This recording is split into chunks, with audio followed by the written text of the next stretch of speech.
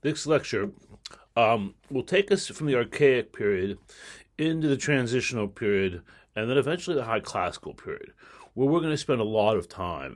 The High Classical period is probably the ancient Greek period that you're most familiar with. It's when the Parthenon was built. That's during the 5th century BC, when the great philosophers that you've read lived, and then into the 4th century. And the great playwrights Aeschylus, Euripides, Sophocles, etc. This is the century that is you taught the most when you study the ancient classical world, and where great achievements happen. I want to point out one thing as we do this. We talk about the great achievements of the Greeks, but we have to remember that the Greeks are living in city-states, a polis, Polis, and these were self-governed cities. There were no nations or anything like that. Greece has not been unified, and it won't be until the 4th century when Alexander conquers all of it.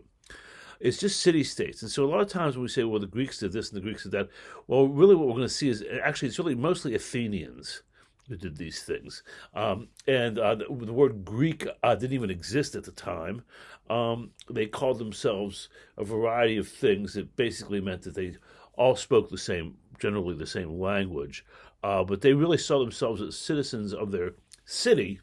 And as we'll see in Athens, we get our first democracy that will emerge in the Archaic period. Now, one of the things we want to look at first is pottery.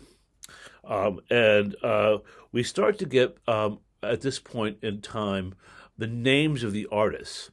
And here we have some very famous pots by, a very famous pot, I should say, by Exekius. And he signs it, actually. And what's interesting, too, is he signs it as a painter. There was the potter, and then there was the painter, both males. This was a purely man's job. And as we'll see, the Greeks were serious misogynists. It's a very unfortunate thing, but they just quite were. And they were very open about it. But I'll come back to that later. But right now, I want to introduce you to the concept of a black figure, and that's black on red. And as we'll see, this will get reversed in a little bit, and I'll show you in upcoming slides, where then it'll be red on black later on, just called red figure. And here we see this alpha with this the closed collar there, that design there with the sort of flowers going around it, it's what's called the Anthemion collar, Anthemion. You had to know this is a term, I believe. And what we're seeing is the killing of Penthesilea by Achilles. Now, Achilles was the great warrior for the Greek side in the Trojan War. Penthesilea was the queen of the Amazons, which was these female warriors who were quite fearsome, and they are said to have fought in the Trojan War. But it doesn't happen. They don't enter the war till after the events in the Iliad. As a matter of fact, in one of the actual texts of the Iliad. These are all from medieval ages at this point. Ends with, and then the Egyptians and Amazons rode over the hill. So we know, for example, the Egyptians and the Amazonians, at least in mythology, fought in the Trojan War. Now, Penthesilea is the queen of the Amazons. Amazon means to be breastless. Mazo is the ancient Greek word for breast. So you might think of mastectomy, the cutting of a breast. Now, the A, prior to a word in Greek, is called the alpha privative. It means not whatever follows that alpha or A. So, for example, you can be a theist, somebody who believes in God, or you can be an atheist, somebody who does not believe in God.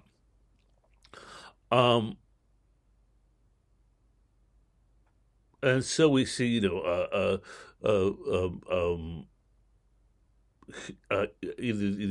Achilles killing the queen of the Amazons, Penthesilea.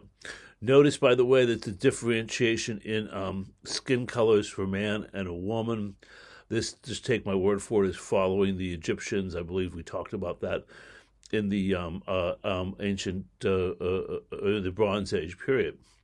And as the myth goes, the Penthesilea leads these Amazons on.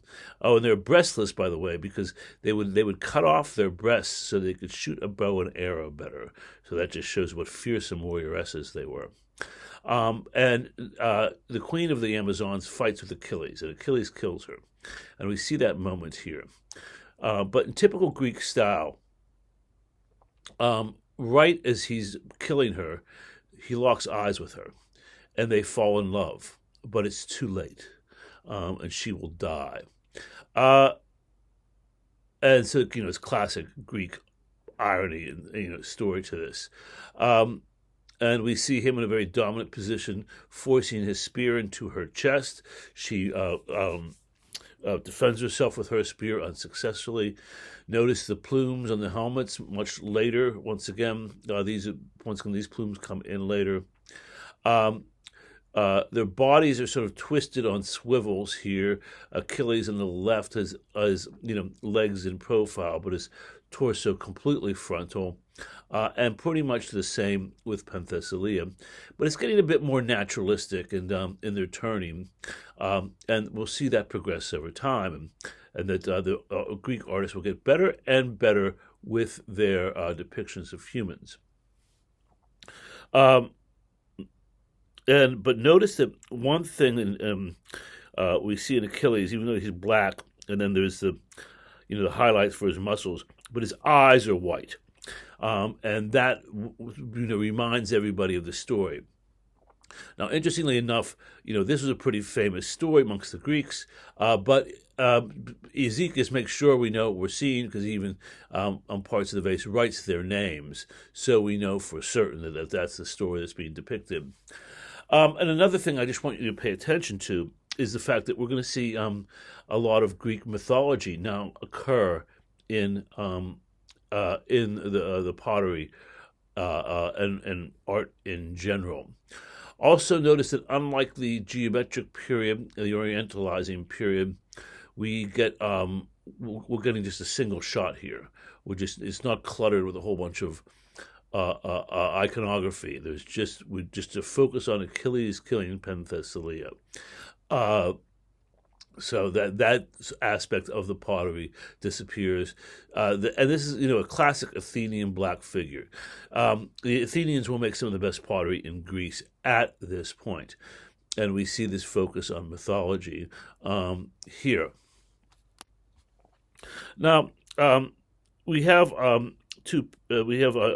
Achilles and Ajax here on the left. I'll talk about the Amasis painter on the right in a moment. But we have two black figure vases. I just want to point out with the one on the left, Achilles and Ajax. Well, these are the two greatest warriors for the Greeks in the Trojan War. And we don't have any records of this moment happening in the Iliad or the Odyssey, where they would stop in the middle of battle and play checkers. And notice that they've even leaned their shields and their helmets against the wall there of the frame of the picture, and they're bent over intently in a symmetrical pose to play. Notice that their legs are symmetrical, although their clothing is not. Their hands are. Their spears go down to the box that holds the gaming board, so we can, and that's the center of the whole vase. So we focus on the fact that they're playing some sort of board game. Now, this is a tongue-in-cheek joke, because this never happens in the Iliad. These are the most serious of warriors, and it shows them in a very lighthearted and fun moment. So this was meant to be a little bit of fun with these great figures. The one on the right, the Amasis painter, I want to point out only because we see a depiction of Dionysus here on the left, the god of wine, and he's drinking some wine. I just want to show you on the right, there's these women. Notice once again their skin are white. They are Maenads or Maenads. We'll talk a lot about this as we go on. Dionysus is the god of wine. His followers were women who would like to get go up the mountainsides and get drunk and dance. And here we see two of them doing that. But I just want you to look at the arms and how they go around each other. It's not, it's not perfect yet. There's still some awkwardness in the painting of the human form. Their feet are just, very thin and long as well. But things are getting better. And it'll eventually turn to red figure. And we'll come back to this later on. But I want you to see how, in the 5th century, we reversed from black on red to red on black. There was a bit of an overlap at times, but we'll get to that later. Now, one of the really interesting things, subject matters, is, as I mentioned before, the Trojan War. This was called the Francois Vase, Francois,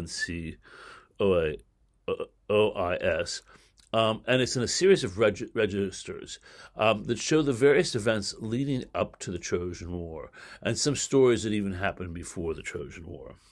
Now, this one is interesting because, unlike what I just said happens with the archaic figures, this one is still pretty cluttered.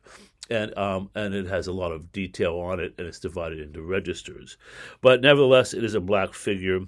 This is a crater for mixing wine and water. And this is an idea that I'll come back to a lot. What's happening here is that they can use this wine vessel for a visual prop for telling stories. So imagine you're all sitting around, and you're having drinks of wine, which the Greeks mixed with water.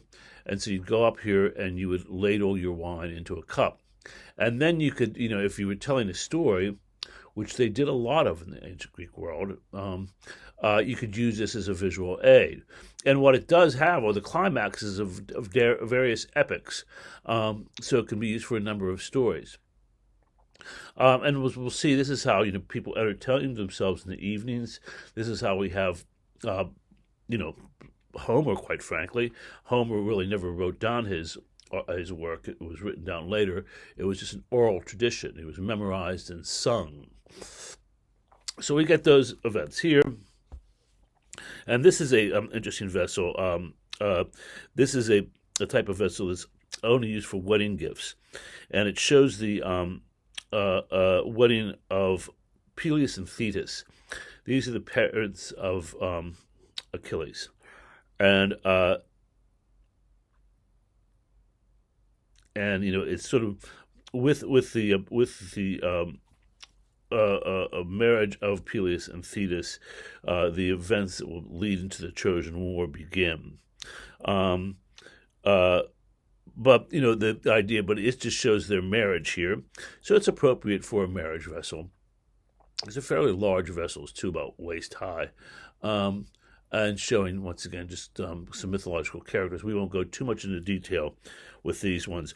I just want to show you, this is black figure. Now, one of the things that happens near the, at the transition from the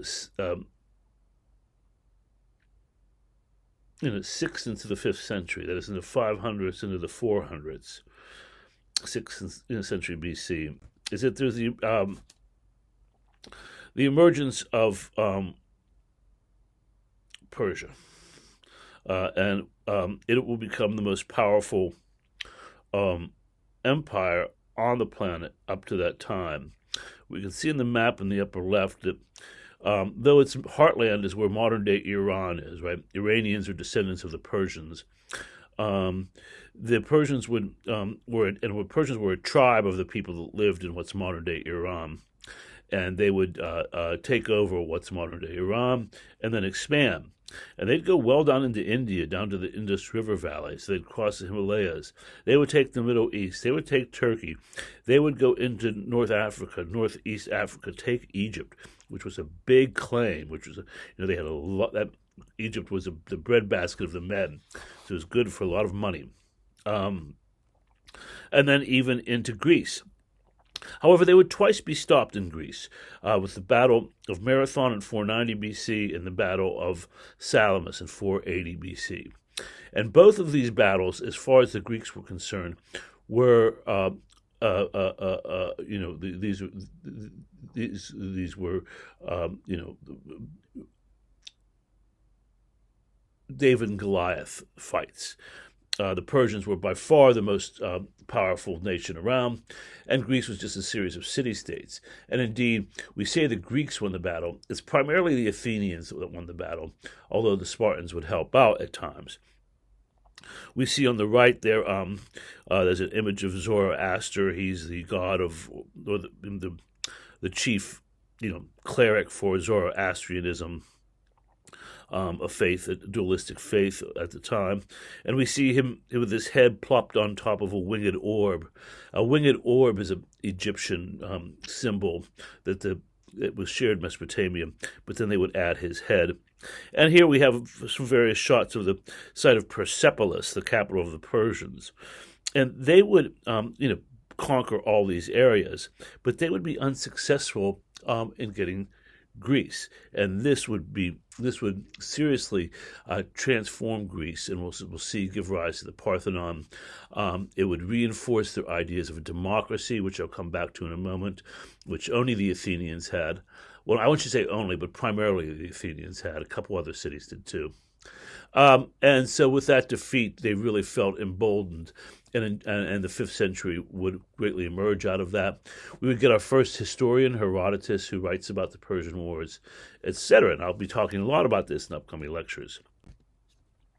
One of the things we'll see is in the Agora, this is the shopping area in Athens, underneath the Parthenon, which we'll talk a lot about, are what's called the statues of the eponymous heroes. And these are 10 founding fathers of the 10 founding tribes. One of the things that happens in Athens is, in order to incorporate all the tribes around them and empower groups of them, they go from having sort of 4 tribes to 10 tribes. They just sort of reorganize themselves. And here their eponymous heroes are sort of forefathers for each tribe. This was set up in the Agora in Athens.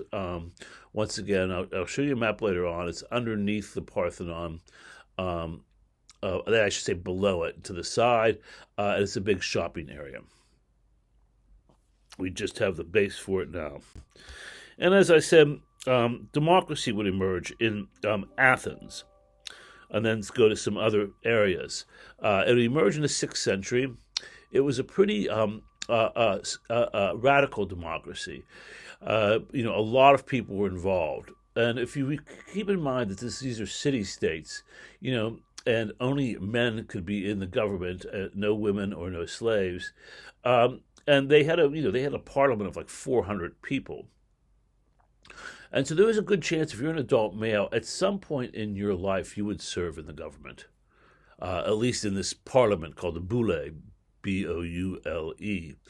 And everybody also, they would vote for people as well. And the way they voted is they would take parts of sherds, called an ostraca, and they would write names of whoever they were voting for or against. By the way, they would frequently vote against people and to have them kicked out of Athens, and these were called ostracisms. But there's a lot of these. So we have a lot of evidence for voting. Here are some more of these sherds. We see, if you could read Greek, that says Themistocles in the upper left, Mokleos, and on the bottom right and the left-hand side, we see what does that say? Democrates. No, never mind. It doesn't matter. In any case, we see all these names. So we have a lot of evidence for voting. And so this is the democracy that emerged in Greece. They did have kings for a long time, the Greeks, and then it's a long story of how, but they developed a democracy. But it had its sins, just like our first half, or over the first half of American history had its sins. They had slaves. They didn't let women vote. But they come up with this idea that's short-lived, and as we'll see, dies out in 404 BC, not to be tried again until our country's birth. Just here's some of these bases for these vessels, and we can see the writing inside there. So people would just take these vessels, and there'd be a vote, and they'd scratch in their name, or who they wanted, etc. And these could be thrown into a jar and then counted later. Now, another thing we start getting is the uh, sort of the canonization of different types of uh, Greek temples, and they all start getting, well, not, I shouldn't say all, but a lot more are made in stone. So we have a lot more evidence for them. This is what's called the Theseum. It's in the Agora, once again the shopping area, underneath the the Parthenon. And it's dedication to Theseus, who was the founding father and the city hero for Athens. Every city had their own hero and their own deities. Athens had Theseus, and Athena was their patron deity. I'll talk about that story in upcoming classes. But we start seeing early temples here, and we see a very good Doric temple here, with its Doric columns and capital. In the entablature on the bottom there, we can see the metopes and triglyphs, and then the pediment on top, which is empty. Inside enough, one of the things that's really nice is that it has coffers on the interior ceiling. Probably many more did, but this is the only temple left for us that still has its ceiling preserved. And so we get these interesting designs that we didn't know about. And what these coffers do is they break up the light. They're these little indented squares, and in this case, 4 more indented squares. So they sort of they cast shadows and give things texture. And on the bottom right, we can see that it is very much a Doric capital. And here we start getting the idea of metopes and triglyphs. Once again, the triglyphs are the 3 lines going up and down. The metopes are the scenes in between. And once again, these are only used in the Doric order. These are not used in the Ionic or Corinthian order. In those orders, the frieze area, it's this sculpture area below the pediment. It is continuous in those orders. It's only in the Doric that it's broken up. And these are just, rules by which you would build temples. And so we see classic examples there. And here in the metopes are the achievements of Theseus, because this is a temple dedicated to him. He had his labors just like Heracles had his labors. And here's just a shot from it from a little bit farther away, with a thick fog of Athens behind it. And it's a nice temple. It's one of the better preserved ones. As I said, the only one that still has its ceiling on it. And we start to see the nice classic Doric temples. And we'll see this developed on with Ionic and Corinthian as we go along. But know this basic type of temple. One other thing I want to talk about that happens in the late 6th, early 5th century is that Greeks start to colonize other parts of the Mediterranean. Cities like Athens and Sparta and Corinth just get overpopulated. And so they start sending out people to different parts of the Mediterranean. Around the Black Sea, there are Greek settlements, and southern Italy. And indeed, what's called Magna Graecia, Greater Greece, is what we call Sicily. And so there's a lot of really good Greek temples in Sicily. As a matter of fact, some of the best ones preserved there are there. And a lot of other interesting evidence. And we get, we'll talk about these people later on, the Etruscans, who live in Italy before the Romans, but at the same time as the Greeks, and they're highly influenced by the Greeks. And we get this tomb called the Tomb of the Divers. It was found in sort of a box cut into the ground. And we can see in the inner lid there's a boy jumping off a structure, diving into the water. So hence its name. But what's really interesting is what's underneath that on the inside. And what we see is a symposium. Now, a symposium, we think of a symposium as something where we all sit around and talk about serious subjects. Well, that comes from the concept of the Greeks who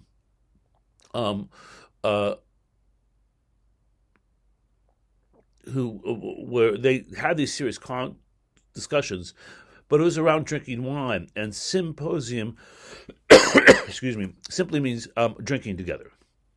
So the men and only men would drink, although there might be female prostitutes that dance, but this was just for men. Women were really basically not allowed to drink. At least good proper wives who would stay home, etc. Men would go out and they would have these parties and they would drink. But because they frequently talked about serious subjects, it came to have its meaning that we have it. And if you read Plato's Symposium, it does both. They're sitting around, they're drinking all night. As a matter of fact, it ends with them still up when the sun comes up in the morning.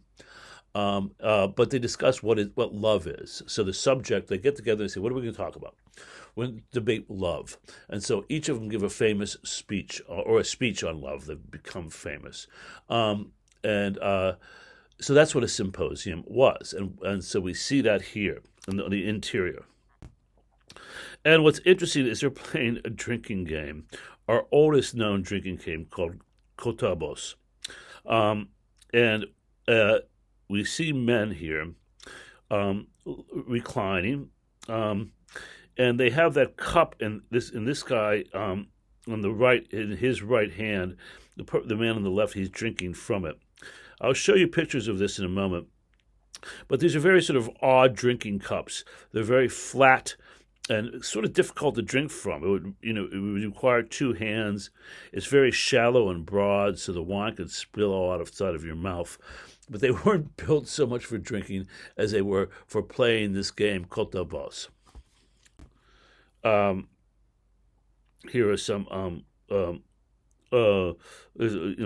shot of the interior of the tomb again. The boy diving on top. Now here are the men reclining. They have little tables in front of them that would have held their cups, etc. And then they lay on these beds. Their blue outline. They reclined when they ate, just like the later Romans would. The guy in the left and the middle are playing the game. The guy in the middle is just about to throw the dregs of the wine, and the guy on the left has completed it. Now, I don't know, you're probably not used to this because we don't see it in the industrial world, but, wine doesn't have any dregs in it now because it's, industrially made. But, when it was traditionally made and people would smash, grapes and the grape skins, etc., they could not get all the grape skin out. And so a bottle of wine would always have some dregs, that is to say, some leftover fragments of the flesh of the grape, the skin of the grape, and they had that in their wine. And this was a way of, they made a game out of emptying the dregs from their wine, and hence the shallow cups, which I'll come back to in a moment. I just want to point out that the guys on the right, one guy's playing a stringed instrument, and they're both about to kiss. And one thing we have to get used to, and we're going to talk a lot about, is the fact that Greek men were bisexual, and or Athenian men, I should say, primarily. They had to have wives in order to procreate, but they had a very dim view of women, unfortunately, and they thought that the love between two men was superior than the love between two women, and this is because they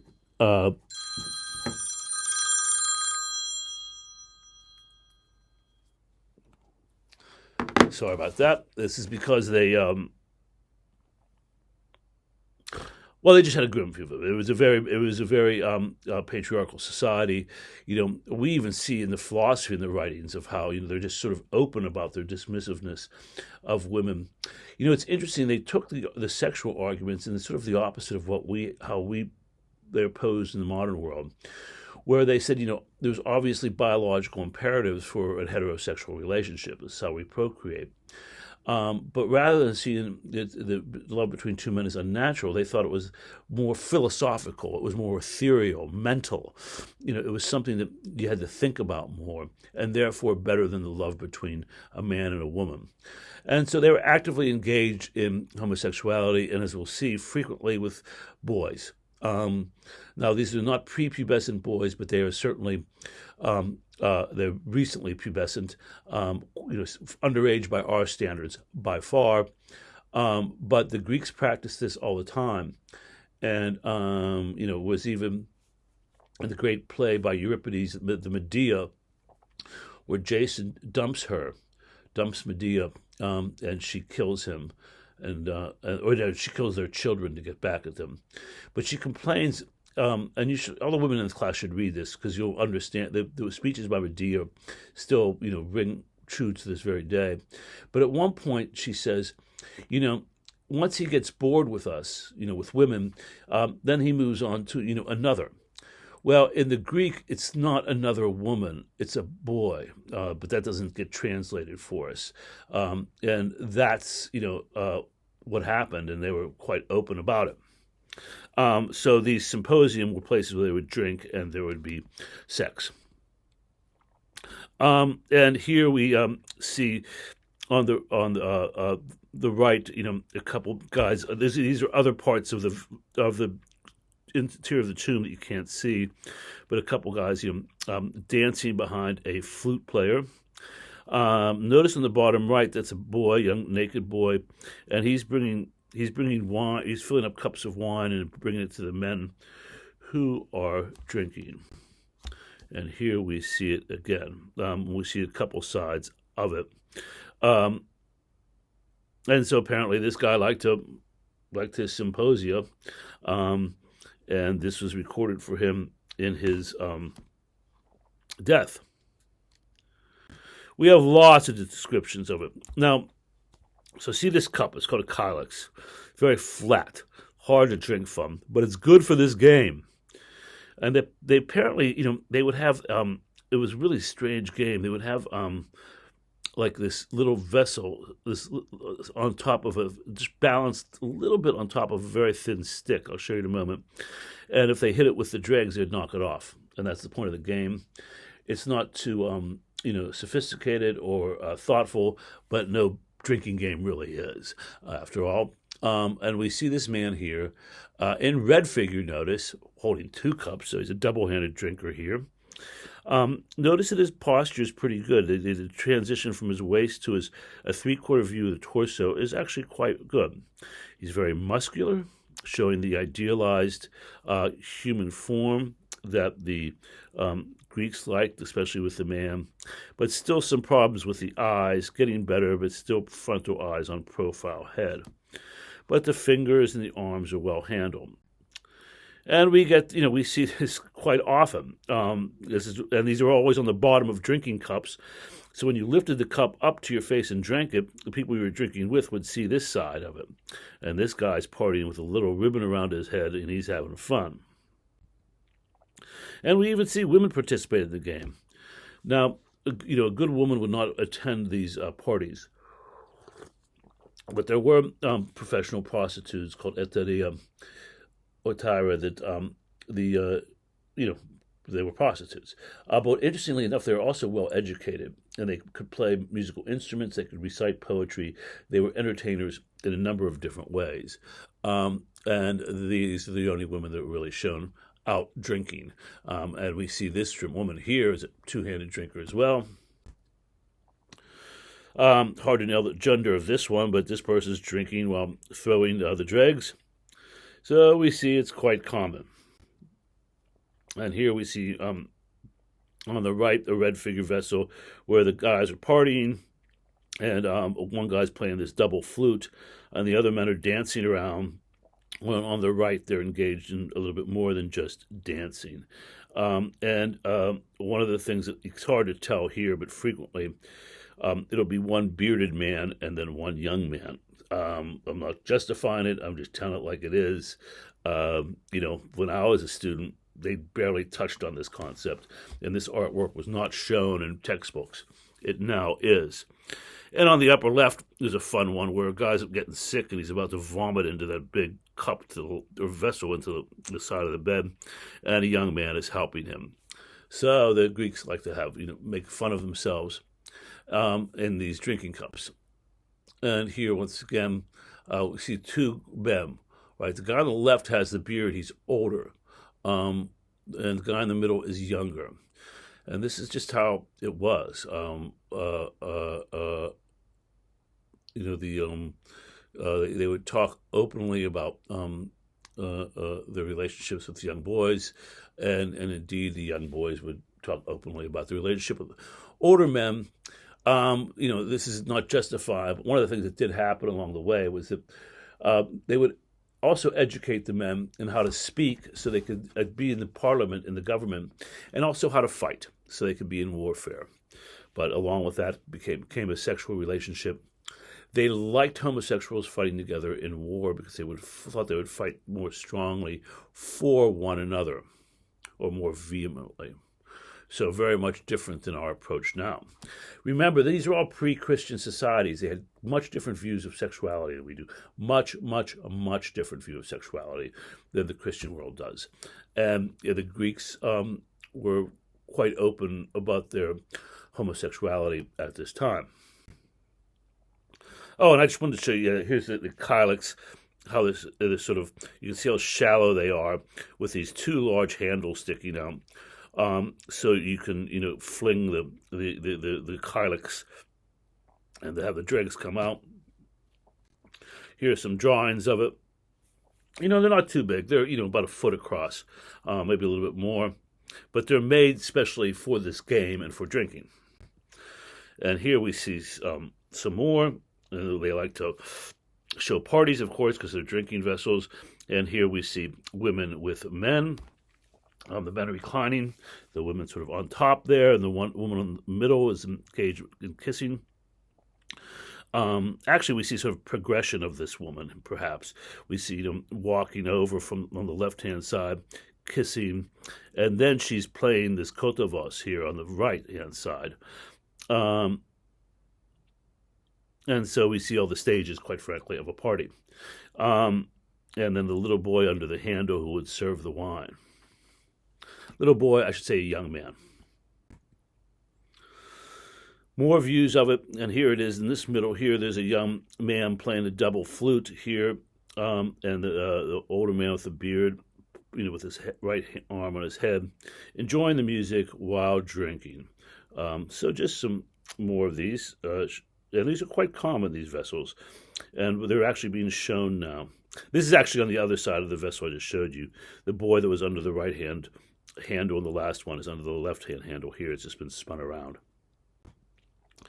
And also colleagues of mine actually, practice this game, and they would make kylix cups, and they would play the game.